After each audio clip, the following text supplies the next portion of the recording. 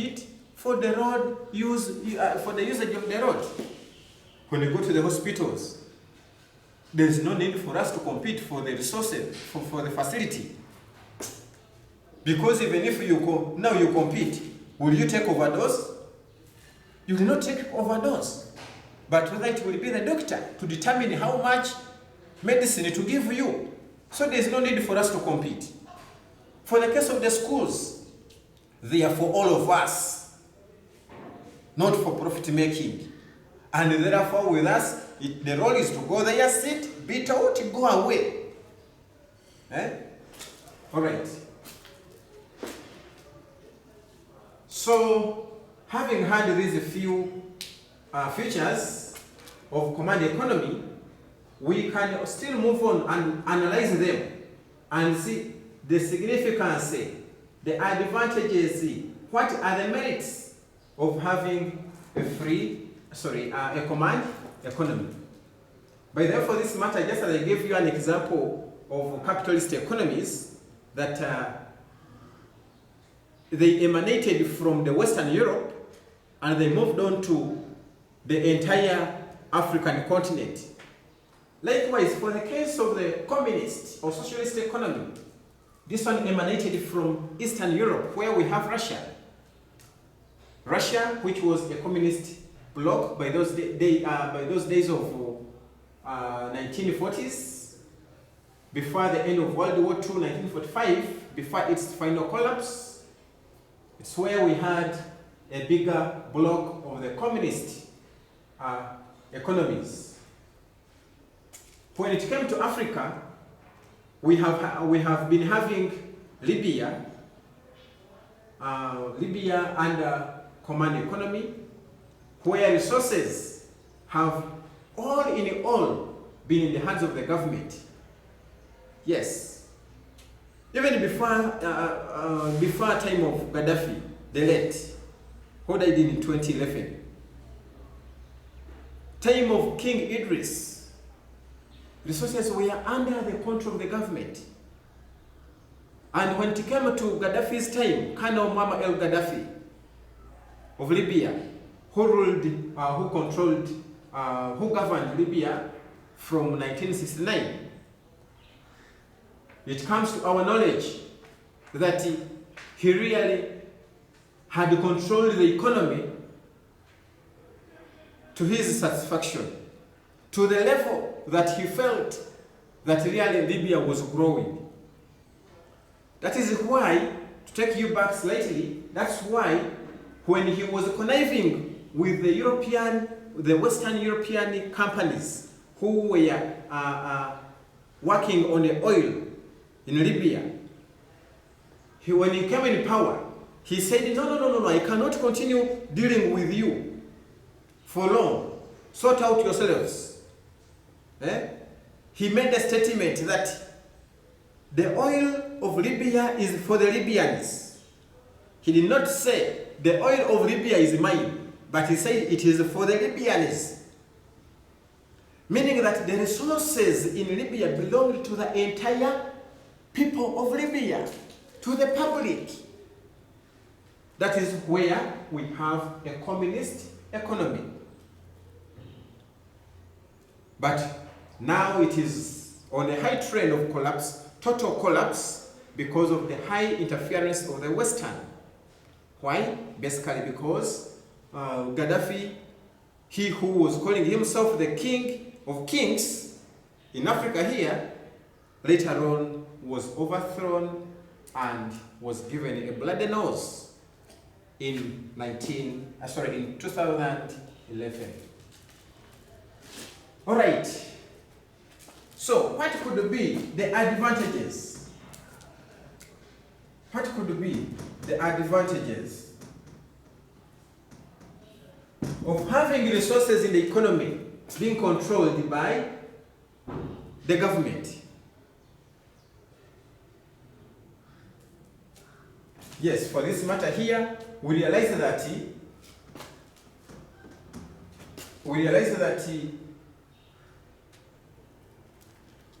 public utilities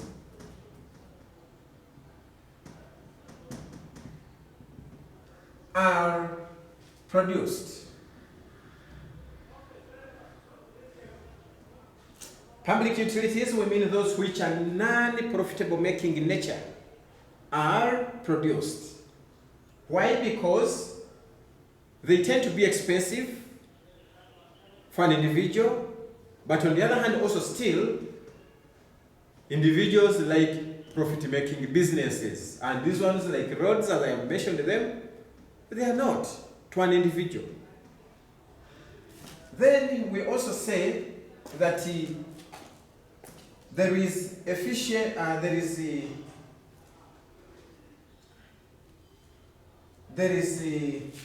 since there is, the government owns the resources, that means there is equitable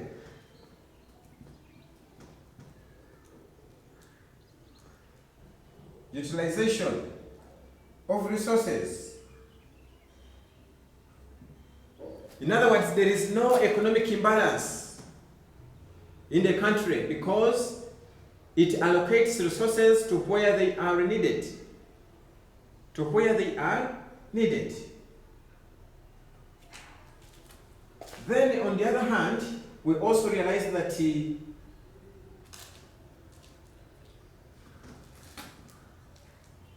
there is no income inequality. There is no income inequality in such a what? In such an economy. Why? Because there is no individual who comes in to exploit a given resource for personal gains. Personal gains. So there is nothing like a social class division. That there is a class of the rich and of the poor. As the case is with capitalist economy, with the laissez-faire economy, the free enterprise economy, that there is social divisionism, the rich and the poor, the resource owners and the resource and the consumers. No, this time it is not there. So income inequality is in non-existence.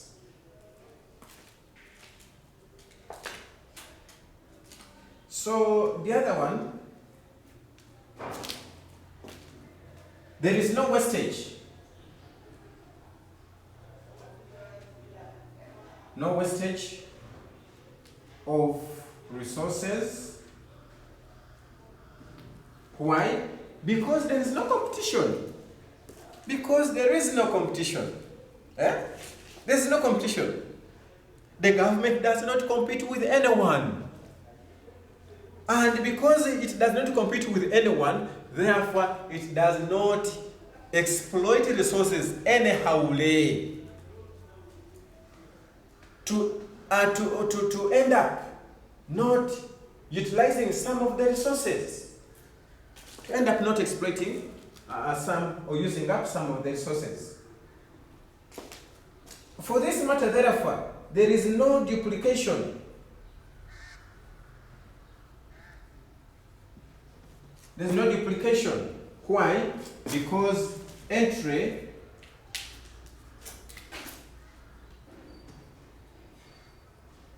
is restricted. Entry into production is restricted. So since the entry is restricted, therefore other firms, other producers cannot join such a production system, thus causing no duplication. Which duplication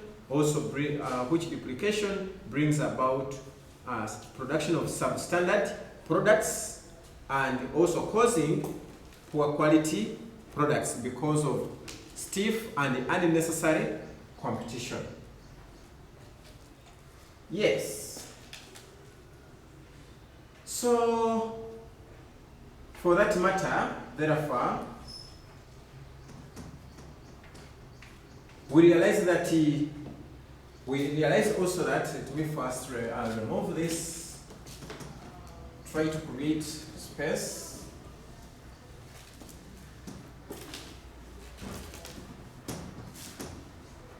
For this matter, therefore, we are saying there is no bureaucracy. Sorry, let us say that in that economy, it is easy to plan because decisions are centrally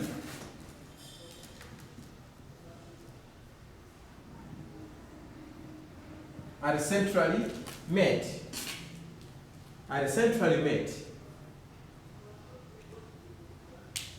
There is no need of making research around. They just sit as a committee in the central government and they say, now let us produce this for this and this. It is done. With us down here, what we only have to wait for is to receive what is coming from up. For example, in Uganda here we have what we are calling the PDM, the Parish Development Model. The Parish Development Model was not bottom to up, but rather it was top to bottom, from the central government, from the president to us here. We did not contribute in its implementation, in its planning, to commence it, to start about it. No, we did not, but rather we have been there to receive.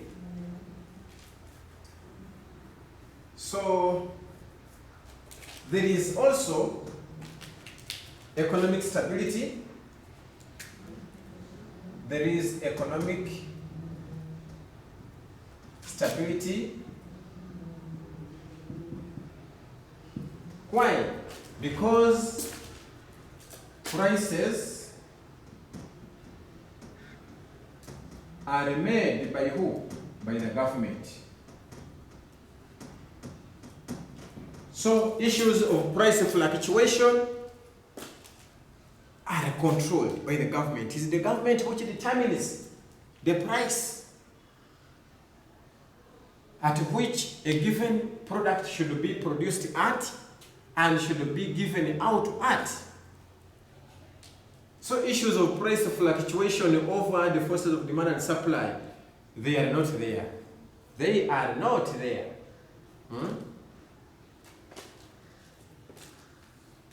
Yes. So given that you can as well think about, do you have any other that you can think about or that you might have thought about? Please, if you have, let us share it and we'll look at their validity.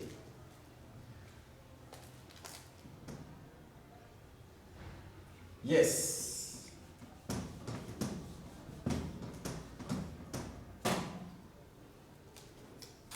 The other one we can as well note is that since there is government ownership of resources, there is limited conflicts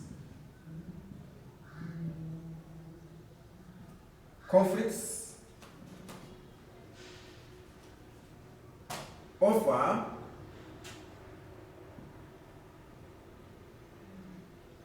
resources to be used in production.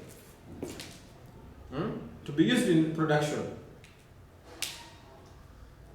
Remember, for the case of the free enterprise economy, there is a competition, there is a free ownership of resources available. So, just like the case in Uganda, when you have money, you buy, you own a lot of land, and you start also hijacking people's land because you have the freedom to own the land. You go here and there, and you make up. You find yourself having the land title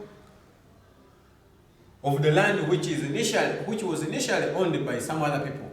So you start running to courts up and down every time and again because of the motive of accumulating wealth for an individual, or individual accumulation of wealth. But for this matter here, it is not there. Why?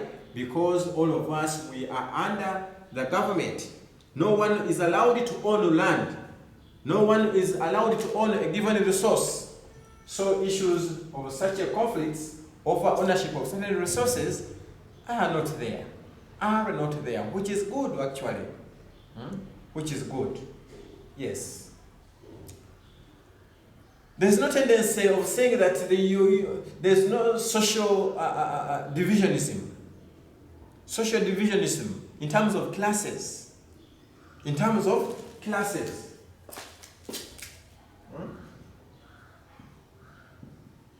Social classes are not there. The rich and the poor, all of us are one. What the poor, what one eats is the same with the other one also. Whether you want what kind of house, you will be able to get the one which the government has provided for you. Just as I was telling you about the person, the president who called himself the King of Kings in Africa here, the late Colonel Muammar el-Gaddafi. Yeah, Colonel Muammar el-Gaddafi, in his government, it is said, it is noted in the books of records that his government had reached the level of building houses for the citizens. For the citizens. Time has come